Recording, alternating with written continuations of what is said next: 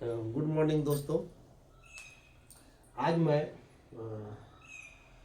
एक नया चैप्टर लेकर आया हूँ और वो है संविधान संशोधन से संबंधित। ये बहुत ही इम्पोर्टेंट है, ध्यान से सुने।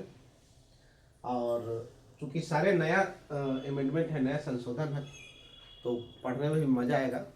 और जब पढ़ाई सुबह में शुरू करते तो उससे पहले एक्सरसाइज जरूर करें। उससे जो है आपका माइंड बॉडी सारा जो है क्या रहेगा, फिट रहेगा, तंदुरुस्त रहेगा और पढ़ने में फिर आपको मज़ा आएगा। इसलिए मैं ये आपको एडवाइस करूँगा कि सुबह पढ़ाई शुरू करने से पहले एक बार आधा घंटा वार्म अप और एक्सरसाइज जरूर करें।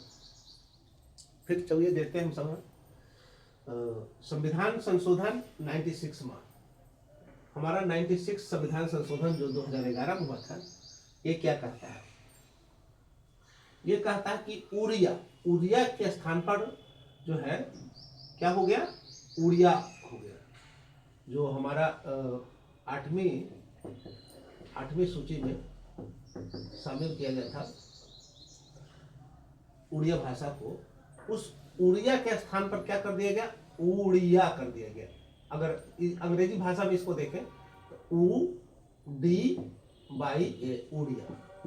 अब ये उड़िया नहीं रहा, ये नहीं रहा, URIYA नहीं, ये गलत हो गया। सही कौन सा हुआ? करेक्ट हुआ UDIYA उड़िया। तो इस उड़िया के स्थान पर जो है उड़िया कर दिया गया, जो हमारा जो है क्या है, 8वीं अनुसूची में भाषा का जो भाषा के रूप में हम जो है इसमें ये किया। उसके बाद हम देखते हैं 97 संविधान संशोधन 2011। 97 संविधान संशोधन 2011 कहता है कि सहकारी समिति बनाने का अधिकार एक क्या बन गया, फंडामेंटल राइट बन गया। सहकारी समिति बनाने का अधिकार क्या बन गया, एक फंडामेंटल राइट बन गया। और फंडामेंटल राइट वो बना कैसे? क्योंकि संविधान का जो है, हम फंडामेंटल राइट से संबंधित जो अनुच्छेद है, उस अनुच्छेद में हमने क्या किया, संशोधन किया और इसको जो है फंडामेंटल राइट के अंतर्गत रखा। ये सहकारी समिति के बारे में जाने कि सहकारी समिति है क्या। तो सहकारी समिति एक स्वैच्छिक संगठन है, मीन्स आप अपने मन से इसको गठित कर सकते हैं, अपना एक समूह बनाकर गठित कर सकते हैं, जिसका मुख्य उद्देश्य क्या होता है, समान रूप से क्या होना, सभी को, माने जितने लोगों को मिलाकर हमने जो है वो ऑर्गेनाइजेशन बनाया, उसका मुख्य उद्देश्य यही होता है कि जितने उसमें लोग हैं वो सारे का समान रूप से आर्थिक, सामाजिक, राजनीतिक क्या हो, विकास हो। तो इस तरह करके उसका कुछ समान उद्देश्य भी होता है, समान जो है बेनिफिट के लिए बनाया जाता है। जैसे उपभोक्ता से संबंधित जो होगा सहकारी समिति, वो क्या होगा, उपभोग की वस्तुओं को जो है क्या देगा, रियायत दर पर उपलब्ध करवाएगा। जैसे ऋण समितियां होगा, ऋण से संबंधित सहकारी समिति अगर होगा तो वो क्या करेगा, आपको जो सस्ते दर पर ऋण देगा, अच्छे समय पर उपलब्ध कराएगा। इस तरह करके वो क्या करेगा, आपको बहुत सारी सुविधाएं देगी। जैसे आवास से संबंधित जो आवास सहकारी समितियां होगा, वो क्या करेगा, आपको कम ऋण पर आवास उपलब्ध कराएगा, सस्ते दर पर आवास उपलब्ध कराएगा। इस तरह के करके सहकारी समितियां क्या होती है, एक स्वैच्छिक संगठन होता है जिसका जो है उद्देश्य समान आर्थिक, सामाजिक और राजनीतिक विकास होता है। और कोई भी समिति बनता है वो उसका पर्पस, कुछ खास पर्पस होता है। जैसे बताया कि उपभोक्ता से संबंधित अगर सहकारी समिति है तो वो सामान को ये करेगा। इसका बहुत सारे उदाहरण है। जैसे इफ्को जो है एक सहकारी समिति ही है जो खाद्य से संबंधित है। उसके बाद देखेंगे अमूल, नाम सुने होंगे, ये दूध जो है रियायत दर पर आम आदमी को क्या करता है, पहुंचाता है, सारी चीजें, सारी सुविधाएं देता है। इस तरह करके जो है सहकारी समिति बनाने का अधिकार एक फंडामेंटल अधिकार हो गया। किस संशोधन के तहत, 97वां संविधान संशोधन के तहत। इसके लिए क्या किया गया, राज्य के नीति निर्देशक तत्व में सहकारी समिति को बढ़ावा देने के लिए अनुच्छेद 43 में भी अनुच्छेद 43 में भी क्या किया गया, अनुच्छेद 43 का ख जोड़ा गया। क्या किया गया, ख, अनुच्छेद 43 का ख में राज्य के नीति निर्देशक तत्व में सहकारी समिति को बढ़ावा देने का बात किया गया है। उसके बाद जो है एक नया भाग जोड़ा गया, कौन सा, 9 के ख, जिसमें और अनुच्छेद 243 के य ज से लेकर 243 का य न तक में क्या है, सहकारी समिति के गठन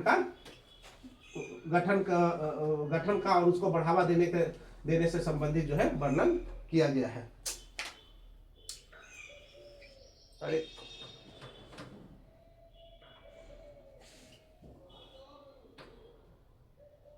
उसके बाद हम देखते हैं कि 99वां संविधान संशोधन। 99वां संविधान संशोधन जो है ये 2014 में हुआ था।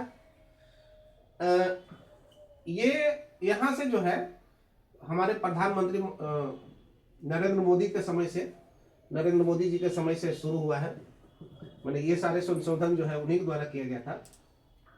इसमें बड़ा ही दिलचस्प कहानी है, क्योंकि ये न्यायपालिका से संबंधित है और न्यायपालिका में आज तक देखते हैं कि क्या है, उसमें वंशवादी होता है, उसमें बाप बेटा जो है बहुत ज़्यादा चलता है। मीन्स अगर उसका फादर जो है क्या है, जुडिशियरी में है, तो बेटा भी जुडिशियरी में होगा, उसका पोता भी वही जुडिशियरी में ही जाएगा। मीन्स वहाँ जो है ये चीज़ें बहुत ज़्यादा है। तो कोलोजियम व्यवस्था में यही होता है। कोलोजियम व्यवस्था में सुप्रीम कोर्ट का ही जो है क्या होते हैं, सीनियर जो है जस्टिस सब होते हैं, और वही निर्णय करते हैं कि फिर वहाँ जो है हाई कोर्ट या सुप्रीम कोर्ट का जो है जज कौन होगा। तो अब सोचिए कि कोलोजियम व्यवस्था में, कोलोजियम जो सिस्टम है उसमें चुनने वाले भी वही हैं और चुनाएंगे भी वही। मीन्स हाई कोर्ट और सुप्रीम कोर्ट में भी चुनाना है, हाई कोर्ट और सुप्रीम कोर्ट में ही चुनाना है। और दूसरी चीज़ है कि चुनेगा कौन, तो सुप्रीम कोर्ट के ही लोग चुनेंगे। कोलोजियम में वही रहते हैं। तो उस कंडीशन में डेफिनेट है कि वो अपने जो है परिवार को ही, अपने फैमिली वाले को ही, अपने बेटे को ही चुनेंगे। तो इसमें कहीं कोई डाउट नहीं कि कोलोजियम सिस्टम में जो है क्या है, एक परिवारवाद है। ठीक है। इस परिवारवाद को तोड़ने के लिए नरेंद्र मोदी जी ने क्या किया, एक संशोधन लाए, 99वां संविधान संशोधन 2014 में। उन्होंने कहा कि कोलोजियम व्यवस्था में जो बहुत सारी बायस्ता दिखता है, पक्षपात दिखता है, उसको समाप्त किया जाए और उसके जगह NJAC, national judicial appointment commission लाया जाए, जिसके तहत जो है इसमें सुप्रीम कोर्ट का तो सीनियर जज वगैरह हो ही, इसके साथ इसमें एक विधि मंत्री भी हो। कौन हो, मिस NJAC के सदस्य के रूप में एक कौन हो, विधि मंत्री भी हो। अब यहाँ देखिए, सुप्रीम कोर्ट का सारे तो होगा ही, सीनियर जज सब जो भी हो, 2 4 5 जितना उसकी संख्या है, बट एक कौन होगा उसमें, एक विधि मंत्री भी होंगे। अब देखिए विधि मंत्री जो है होंगे तो क्या सिस्टम होगा, विधि मंत्री पूरी तरह से जो है प्रधानमंत्री से क्या होंगे, प्रधानमंत्री से प्रभावित होंगे। विधि मंत्री जो है क्या करेंगे, इस सिस्टम को पूरी तरह से प्रधानमंत्री के इच्छा अनुसार प्रभावित करेंगे। क्या करेंगे, क्योंकि अब विधि मंत्री है तो प्रधानमंत्री के आदमी होंगे, प्रधानमंत्री का आदमी होंगे तो प्रधानमंत्री का जो जैसा उसमें गाइडलाइन होगा, जैसा आदेश होगा, उसी के अनुसार वो करने का प्रयास करेंगे। क्योंकि वो एक इम्पोर्टेंट सदस्य हैं तो उससे जुडिशियरी प्रभावित होगा, चुनाव में प्रभावित होगा। तो इस आधार पर, अच्छा ये तो हुआ कि जो है कि किस तरह से प्रधानमंत्री भी जुडिशियरी में नियुक्ति को प्रभावित करेंगे।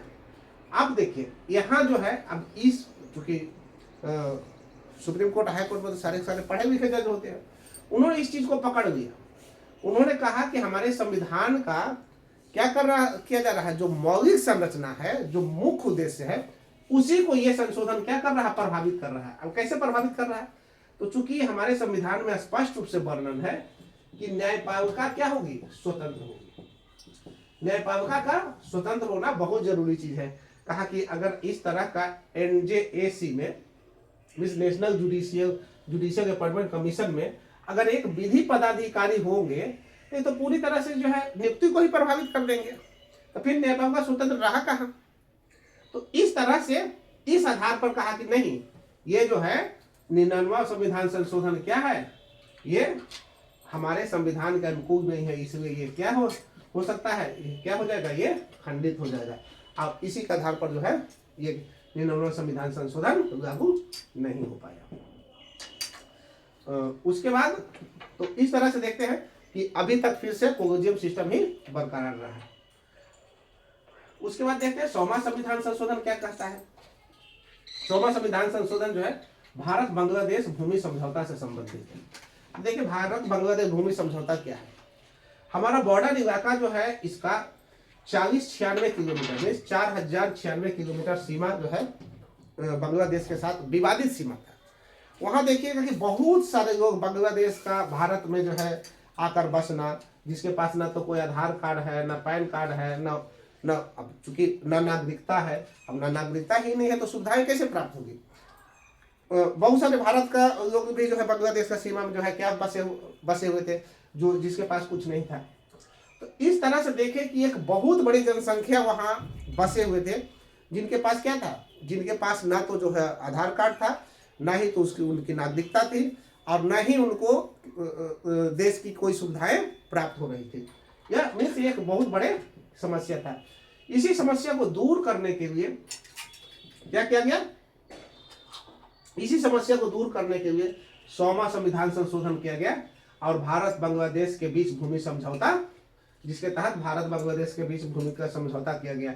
इसके तहत 111 इनक्लेव, 111 इनक्लेव कहे तो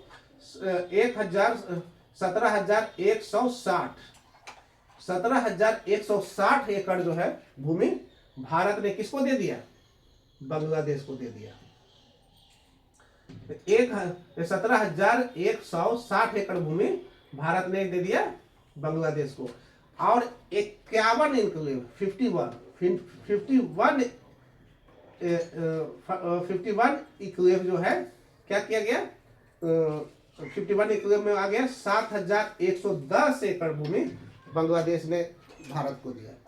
बांग्लादेश ने भारत को दिया 7,110 एकड़ और भारत ने बांग्लादेश को दिया 17,160 एकड़। हालांकि ये जो है समझौता भारत में घाटा का ही सौदा था, बट चूंकि यहाँ एक बहुत बड़ी समस्याएं थी, 4,096 किलोमीटर जो है भूमि विवाद को जो है क्या करना था, सॉर्ट आउट करना था, उस पर जो है उस विवाद को खत्म करना था, इसलिए ये समझौता इस 100वां संविधान संशोधन के तहत किया गया।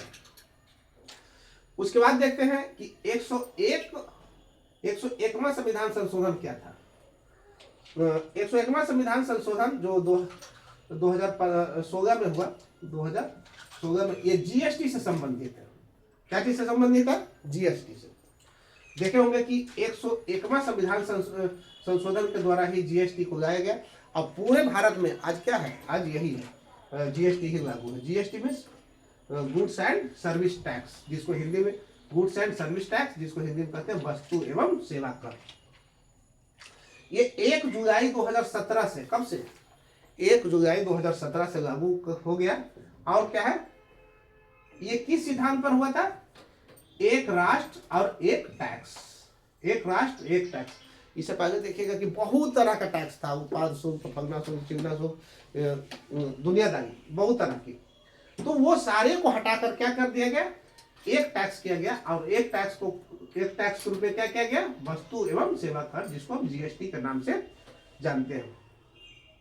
तो इस तरह से देखें कि 101वां संविधान संशोधन के द्वारा जीएसटी लाया गया, जिससे कि जो है सारे जो है टैक्स को खत्म करके एक टैक्स आया, और वो आया GST, goods and service tax. उसके बाद देखते हैं 101वां संविधान संशोधन जो 2018 में हुआ, इसके द्वारा राष्ट्रीय पिछड़ा वर्ग आयोग को संवैधानिक दर्जा दिया गया। इससे पहले बताए थे कि राष्ट्रीय अनुसूचित जाति और राष्ट्रीय अनुसूचित जाति को 338 और 338 क के तहत संवैधानिक दर्जा दिया गया था। 102वां संविधान संशोधन जो 2018 में हुआ, इसके तहत राष्ट्रीय पिछड़ा वर्ग आयोग जो गठित हुआ, उसको संवैधानिक दर्जा दिया गया, और इसको कहाँ रखा गया, 338 के ख में। उसके बाद देखते हैं कि बहुत इंपॉर्टेंट है जो आज भी मुद्दा बना हुआ रहता है हमेशा, 103वां संविधान संशोधन। 103वां संविधान संशोधन कहता है कि सामान्य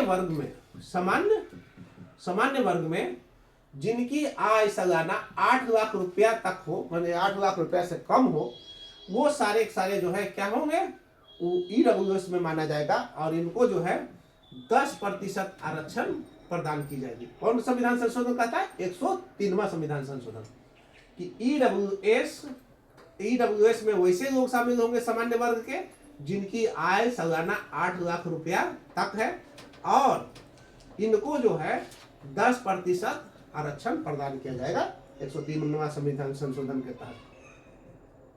उसके बाद देखते हैं 104 संविधान संशोधन क्या कहता है।